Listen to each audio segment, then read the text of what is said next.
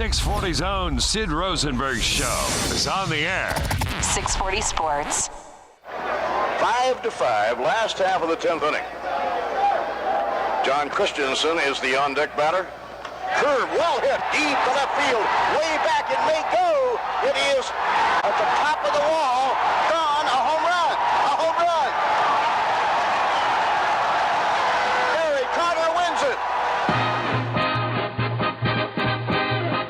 Meet the Mets, meet the Mets. Step right up and greet the Mets. Bring your kiddies, bring your wife. Guaranteed to have the time of your life, because the Mets are really socking the ball, knocking those home runs over the wall. East side, west side, everybody's coming down to meet the M-E-T-S Mets of New York town.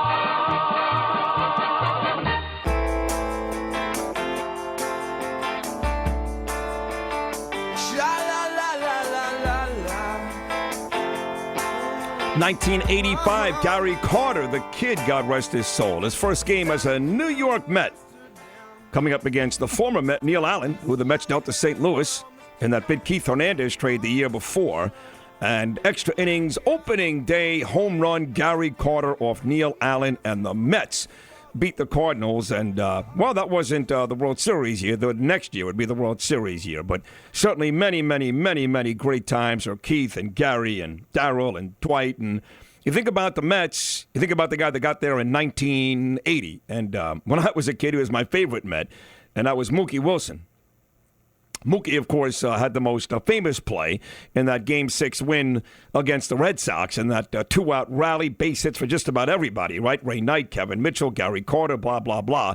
Mookie hit the ground ball that trickled underneath the legs of Bill Buckner, allowing Knight to score, and that goes down in Met history as one of the great moments of all time. But Mookie had a great career with the Mets, a great career. Got there in 1980 when the Mets were cellar dwellers and the Yankees owned New York, and then was there for all those Renaissance Met seasons, 84, 85, 86, winning the World Series, 88, getting back to the NLCS, running into a red-hot Oral Hershiser and losing to the Dodgers. And Mookie's Met career ended in 1989 when he was dealt to the Toronto Blue Jays, where he finally retired after 12 great seasons in 1991. But so many great years for Mookie Wilson. Those stolen bases, 58 steals in 82, 54 more in 83, 46 the year after that. A great defensive center fielder and big hit and a triple just waiting to happen. Here he is, legendary New York Met, the great Mookie Wilson. Mook, it's Sid down in South Florida. How are you, pal?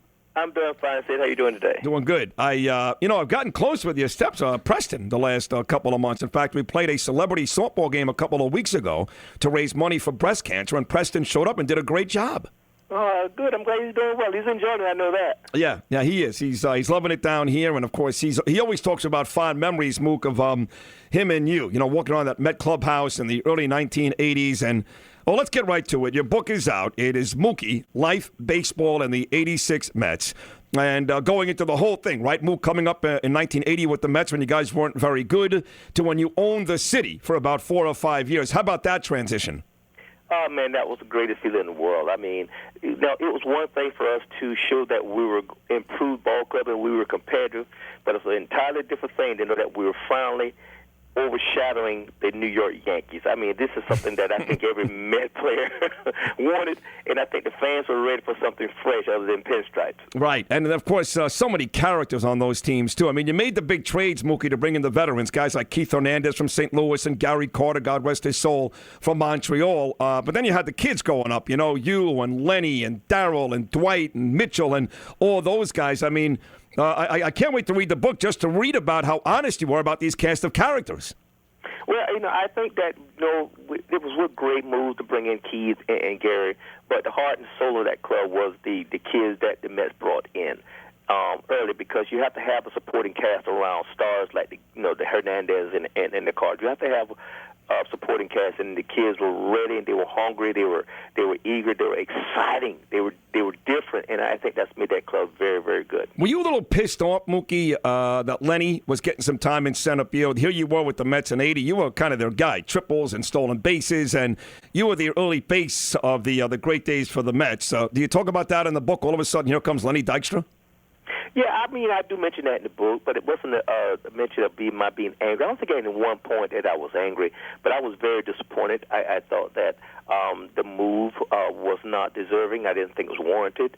And I think more than anything, I didn't get an explanation, and I think that disturbed me more than anything else in the world.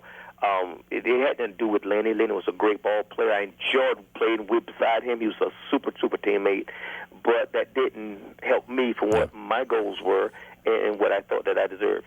Davey Johnson, you went to him, you said, hey, Skip, what's going on, man? I mean, damn, well, what did I do? And he never said anything to you, nothing?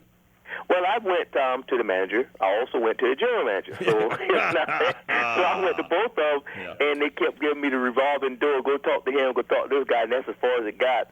But, things never came around, and they were determined to do what they were going to do regardless of how I felt, and I just kind of kept it, private up until actually I wrote the book. So I thought people needed to know that Mookie Wilson went through some adversity, even though he was playing his heart out every day, but there were some things that he wasn't pleased with. Yeah, and we'll get to some more of those, even because you played your heart out every day, and the smiling Mookie, everybody always knows the smiling Mookie. 86, talk all you want about the Red Sox game, your ground ball that went underneath Buckner's legs, and coming back from down 3-0 in Game 7 to win the World Series. But I really maintain that the 16-inning win over the Astros to win the NL, the pennant, may have been one of the greatest baseball games I've ever seen.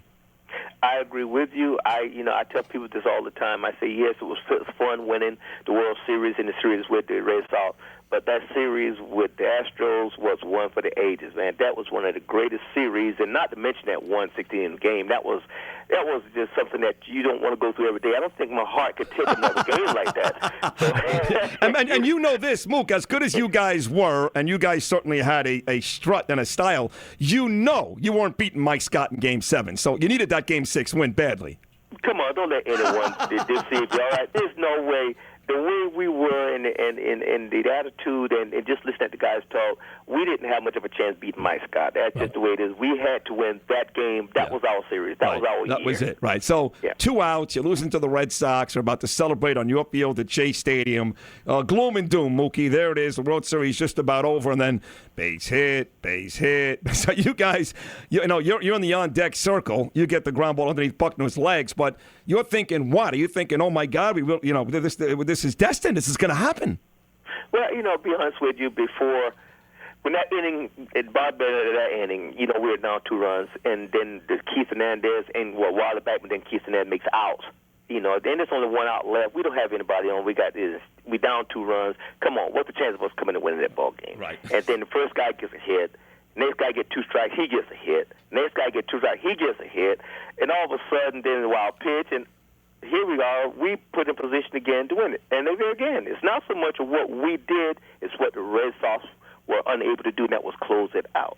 And they give us an opportunity to get our swagger back. And once that happened, it was all over. Game 7 was a formality. Right. That was. I knew that was going to happen. I remember I was living in Brooklyn, and that night, Mookie, it was a Monday night. You guys were playing the Red Sox in a Game 7, and the Giants were playing the Redskins. Monday Night Football. The Giants went on to win the Super Bowl that year. They beat John Elway and the Broncos. And I had a black and white TV, Giants-Redskins. Joe Morris had a big game. And you guys in the World Series Game 7 against the Red Sox, and even when you fell behind 3-0, I know Maz had a big hit. I was never worried. I was like, after what happened in Game 6, you were never going to lose another baseball game again. Man, I mean, it was really, that's the way we felt, too, that even though we were down early in the game, it was no worries. There was no panic. There was no concern. And there was no concern that we saw in the faces of the guys in Game 6. Game 7, I tell you, it was confident from the very first pitch, the very first end to the end. And I tell you what, there ain't many times that people can say that a baseball game overshadowed a football game, particularly a football game in New York. Right. But that is one year it did. Yeah, no doubt. So, and look, and you were a pretty, good guy. I must say good guy. You weren't a partying guy. You weren't out there doing your thing. And here you win the World Series. And a guy I become very close to now, Dwight Gooden, he doesn't show up for the parade. He's too whacked from the night before. And Straw, the same thing. And, Kevin Mitchell, all kinds of rumors about him. And all these issues going on. You win the World Series, and it was like, it was a mess. No, Mook, to be honest. Well, we had some personalities, and it's no question that we had some guys that had some issues. But the bottom line is, they were baseball players. They weren't the social conscious of society at the time. They had lives outside the game, which actually eventually hurt them. In my opinion, it also hurt the game also. But everything. Some things were not as bad as they. For Kevin Mitchell, for instance, vastly overblown what this kid was. He was not given the credit for the kind of ball player he was, and he was really given a raw deal. I think Kevin Mitchell, probably of all those guys, probably took a bad end of this whole 86 team. Yes. Okay, because they were saying, oh, he's a bad guy. He's around Dwight, no good. He's around Darryl, no good. It wasn't fair. No. I think you'll admit this, Mook, when you look at that team you had, so good. The pitching, great, Darling and Gooden and Sid Fernandez. Then you get David Cohn for Ed Hearn, maybe the greatest trade ever. The fact that you guys won just once, and listen, you win a World Series, that's great. But the fact that you won just once and ran into Hershiser and the Dodgers in '88 and couldn't beat them, I think you'd have to agree that's somewhat disappointing, yes? Well, it was disappointing, but even though we lost in '88, we understand we didn't have all the same players. We had different players. People say, well, on paper you should have been better. But we didn't have Ray Knight. We didn't have Kevin Mitchell. We had lost key components of that team. And that, to me, that made a big difference. Yeah. Talent-wise, we had some talent, but you all know that talent is not always the end and the beginning and the end of a team. It doesn't define the quality of a championship ball club. Plus, we had the characters and we had the talent. It was awesome. And from that point, it wasn't. Plus, Mook, I think you'd agree that some of the personalities, like Kevin McReynolds, was a terrific baseball player, but he was never cut out for New York. And then even though Greg Jeffries was the only guy that could even hit Hershiser during that series, he wasn't exactly well liked either. So you had some other guys who can play, but I'm not sure were as well liked as the guys back in '86. Is that fair to say? Well, people always complain or talk about chemistry and all of that. Look, it is a fact that personalities and the chemistry of a team, how a team bonds, means an awful lot. Kevin McReynolds was a super guy. He's a super guy. He's the guy you want to invite to dinner every evening. He's the guy you want your daughters to meet and everything. But there again, he was not a New Yorker. He did not fit in that New York atmosphere. Greg Jeffries, good player. We know what he's done, but he did his best years after he left New York. He did not fit in the clubhouse. And there were some issues. There were some issues in the clubhouse, and it caused some problems. And I'm not saying that if we had Ray Knight and Kevin Mitchell that we still wouldn't have had those issues, but at least we had players that we knew and respected the game, and we knew what they were capable of doing. The great Mookie Wilson, the legendary Mookie Wilson, one of my favorites, if not my favorite Met growing up. I'm Mookie everything. I know that you talked about being aggravated about Lenny when you were playing, but I think a lot of your aggravation, Mookie, with the Mets came after you played. I know Gary Carter, God rest his soul, he died. He could never figure out why the Mets never gave him a shot at being manager, and he was pissed at the Met organization. And we know that you've made this very, very public that you've been pissed for a long time at the Met organization. Do you go into that in detail in the book? Yes, I do go into it. I don't go into everything that transpired between myself and management because it's irrelevant, and I didn't want that to overshadow what the purpose of the book was. The book wasn't the purpose of showing everything that went wrong in Mookie Wilson's life. That was not the purpose of the book. But I thought it would not have been fair to my readers to not put in things that I was unhappy about. I thought it was important to do that, but not to dwell on it. But yeah, I was disappointed. Not angry, but I was very, very disappointed on the way things have transpired in my career and my relationship with the Mets. Well, what happened? You told me that you went to Davey Johnson, you went to the GM with Lenny Dykstra. They never really gave you an answer. The Mets have to give you listen, Mookie, no disrespect. You're great. You're one of the greatest Mets of all time, one of the greatest players of all time. You're not cut out for this. They say something like that, or was there no answer? No, there was no answer. Son of a bitches. I think that's the part. The bottom, there was no answer. Yeah. You know, listen, hey, you need to do this, you need to do that, you need to do this, be a little better. That's fine. Right. I think anyone can live with that. So now you know what to work toward and what to improve on. But when you have no answer, you have nowhere to go. You just kind of in limbo.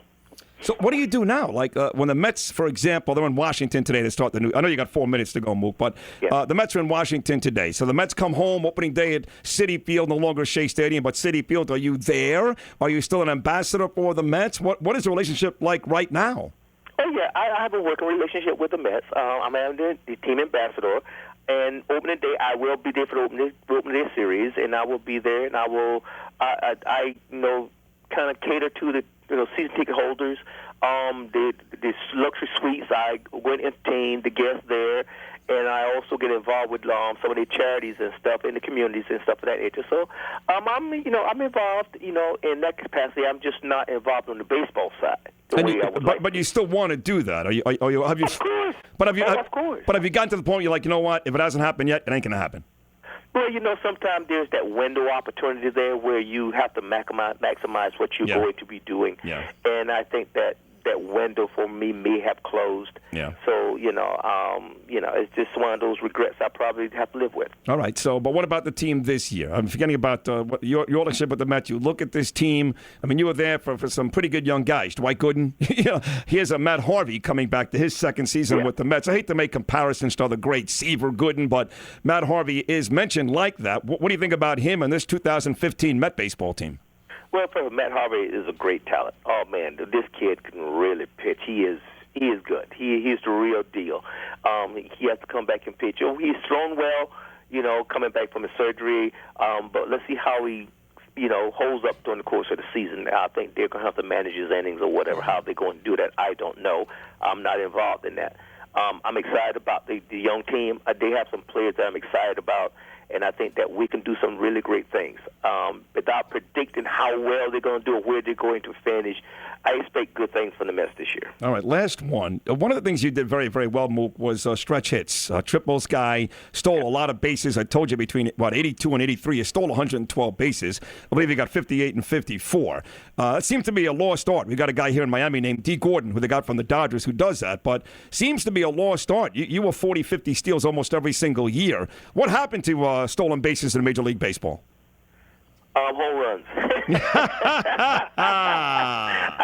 I think that the organizations, got caught up in power to start having smaller ballparks to generate, that part of the game.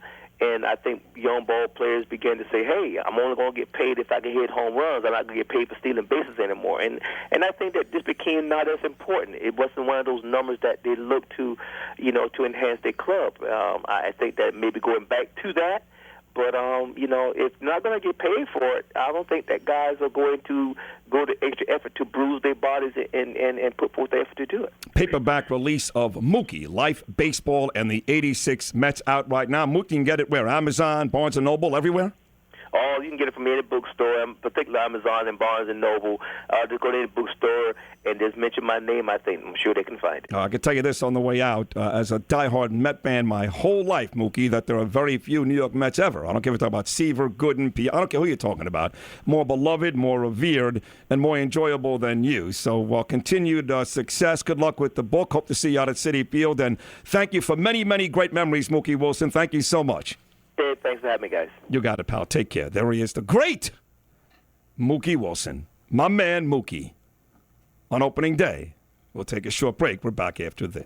Get on the show. Call now. 888-640-9385. It's Sid Rosenberg on 640 Sports. The clock winding down, 10 seconds and counting, and Duke getting a warm round of applause from everyone here in Indianapolis as the horn sounds for the 11th time in school history. The Duke Blue Devils will play for a national championship on Monday night. Duke dominates Michigan State 81-61. Bulis with 1 second, fires a three. It is no good, and it's a perfection rejection by the Wisconsin Badgers. They derail Kentucky's perfect season, and for the first time since 1941, Wisconsin will play for a national title. It's Wisconsin and Duke Monday night in Indianapolis. 71-64 final. Wisconsin beats previously unbeaten Kentucky. Lying in my bed, hear the clock tick and think of you. Caught up in circles, confusion is nothing new. Flashback, warm nights, almost left behind. Suitcase of memories. All right, we are caught up in baseball today, obviously. Opening day, all wearing our Met shirts. Mets and Nats coming up at 4. Yankees and Blue Jays from the Bronx coming up at 1. We've got every pitch right here. Pre-game starts, what, at 12:30 with John Sterling? Yep. Very excited. And then we got the Marlins and Braves coming up today, too. But, of course, lost in all of this, or maybe not, maybe the baseball's lost, is the big one tonight from Indianapolis, where Duke will take on Wisconsin for the national championship. And I like Billis. Listen, I talked to all of them. Vitalzon and Greenberg and Katz and Rothstein and Seth Davis. But Billis, I don't know, maybe he's small. I don't know. There's something about Billis I really like. And plus, he was on Charlie Rose's show last week, and I love Charlie Rose on PBS. That was really it for me, Jay. Once I saw you on Charlie Rose's show, I go, now this guy's really transcended basketball. That's it. Yeah, I think he had to bump the Secretary of State to have me on. So he did. He's like, screw Iran, USA. Doesn't matter right now. We're talking baskets. I say this, Jay, and I mean this. Because I've always, my hero's Howard, because I'm in radio, and that's whatever. It's silly, but it is what it is. And I always argue that Stern is the best interviewer ever. But I think Charlie Rose is right there. I've never heard him yell. I've never seen him angry. But he conducts a marvelous interview, yes? I agree. It's funny, Sid, that the question asking shouldn't be as hard as it seems to some people. And when I watch a lot of TV, and I'm lucky I can sit there and talk about this because I don't have to ask that many questions, so I don't have to live up to this. But I was a trial lawyer and for a number of years, and one of the things I always thought about was crafting the question to elicit the response I was looking for. And with when you're doing an interview, oftentimes you see people that will basically answer the question for the interviewee in the question. Yes. And you're like, just ask him the question and let the person answer it. And that's what Charlie Rose just asks you a question that he wants an answer to and lets you answer it. It's pretty, he keeps it pretty simple and it's pretty effective. There are two things what you just said. First of all, the guy that makes $20 million and is like the voice of sports talk radio forever is guilty of that every single interview. That's Mike Francesa. He will ask you, then answer, and then pat himself on the back. But the other second part is sometimes people want contention. No reason. Like, Billis is on with me. Okay, he went to Duke, so let's kill Duke today. Or let's figure out a way to make even a college basketball interview contentious. Some people, they just need that. I don't, but why do you think that's the case? That I don't know. That's probably just a media thing of wanting conflict. People enjoy conflict, and that may increase ratings. I have no idea about that stuff. But, yeah. To me, when you're asking a question, I always felt like if I asked a question and the person I'm interviewing says you're exactly right, then I've asked a really bad question. that you shouldn't answer the question for the person you're talking to, because people want to, when you're interviewing somebody, people want to hear them talk, not you with your fabulous questions. Right. You just got to get out of the way. And Charlie Rose does that better than anybody, I think. By the way, that's exactly right.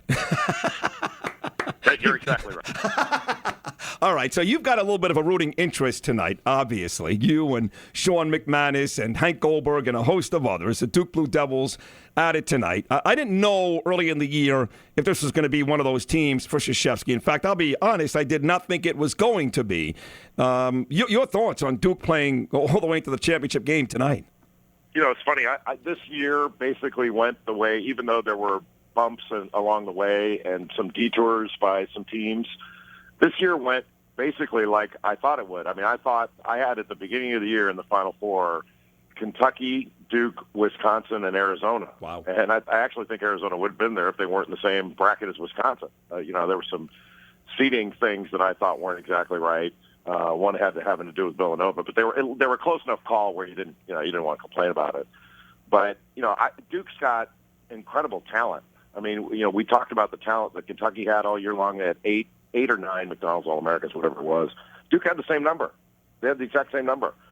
Both of them lost one when Poitras got hurt for Kentucky and when Suleiman was dismissed for Duke. But those teams have the most pros. And Wisconsin's got a number of pros, like Sam Decker's a pro, Frank Kaminsky's a pro. I think Nigel Hayes will play in the NBA. Bronson Koenig has a shot to play in the NBA.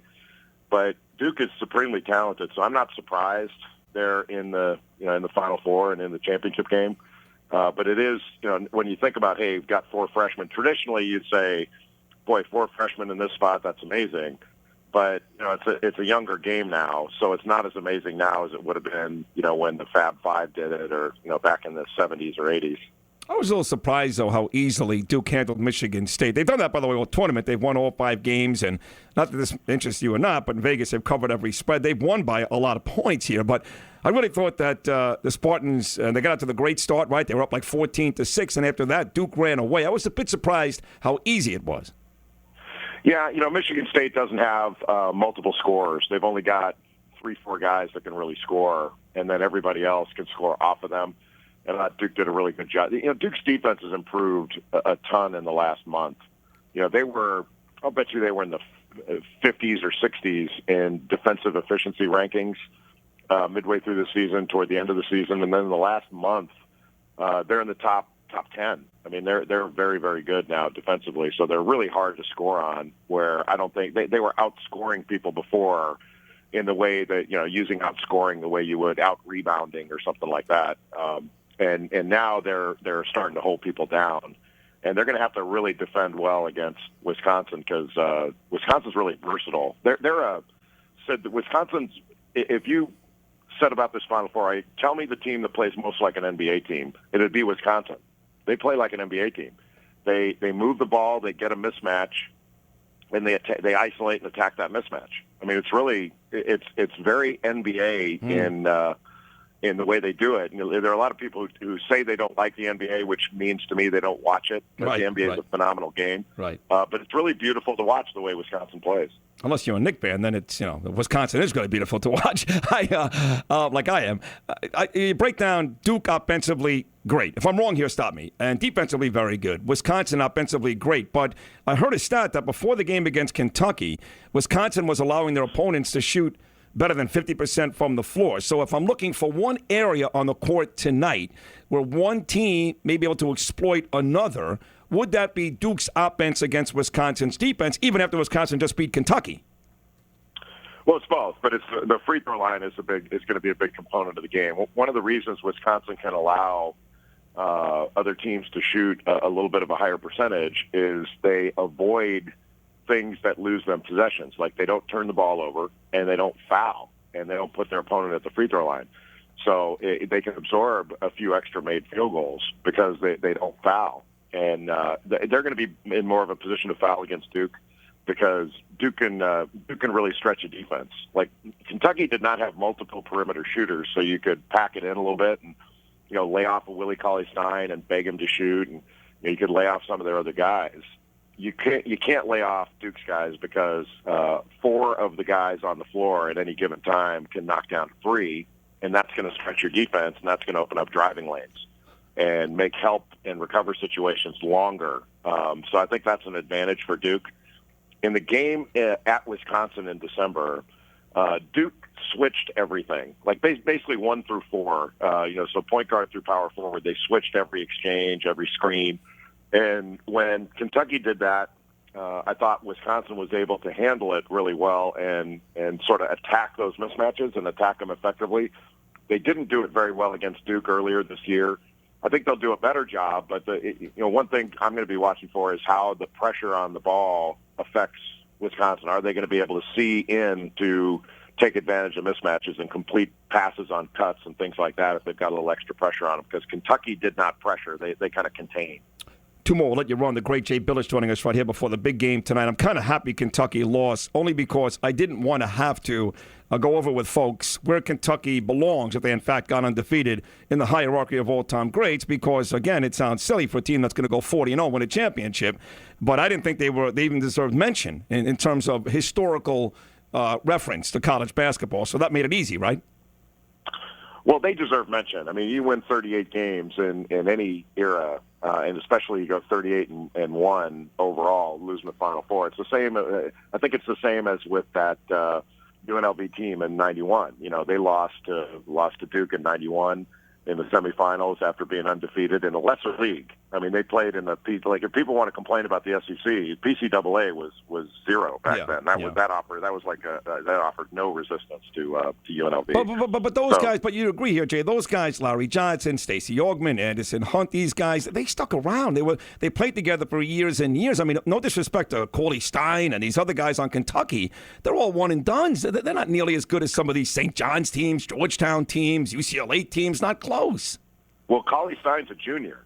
Right. And, you know, a number of those guys have come back, like the Harrison twins are sophomores. Right. And, look, I know it's great to be nostalgic, but when we talk about the UCLA teams, Lou Alcindor was better than anybody playing right now. There's nobody as good as Lou Alcindor.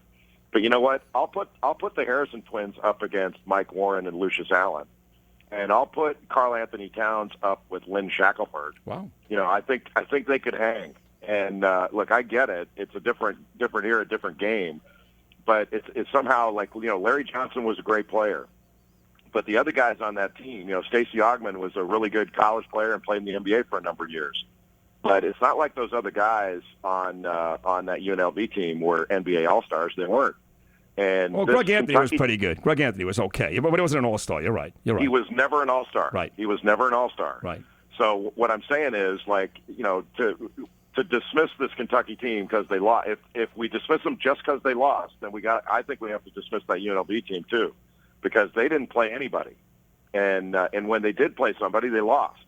These guys played people, and at least UNLV didn't play anybody in the regular season. They were great. That was a great team.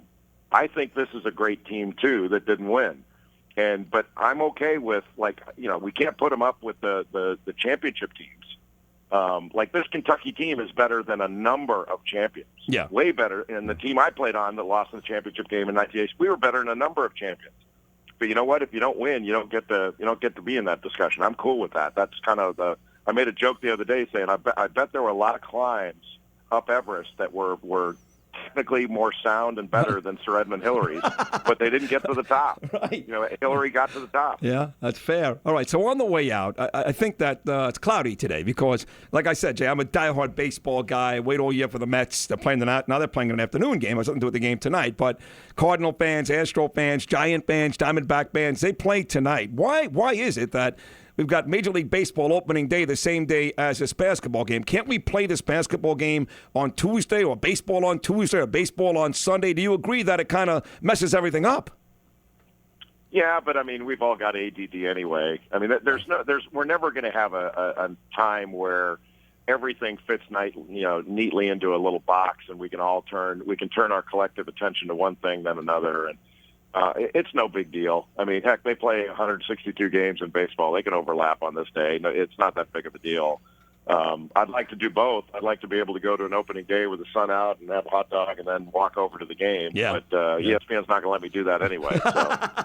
That would be pretty cool. Well, listen, as always, we appreciate you hopping on all season long. You were terrific, and enjoy this beautiful matchup tonight. Good luck to your alma mater, and look forward to talking again real soon, Jay Billis. Thank you. Great being with you, Sid. Thank you. You too. No, it's great being with you. Jay Billis, love him. He's great. ESPN, and he went to Duke, so he'll be there tonight rooting on his Blue Devils against Wisconsin in a big way. 888-640-9385. 888-640-9385. Let's come back and do a little baseball, right? Wrap it up with some baseball talk and get you ready for opening day in the Bronx. About 3 hours away. Pregame right here on 640 Sports. About 2.5 hours away. The Yanks and the Blue Jays will come back right after these short messages.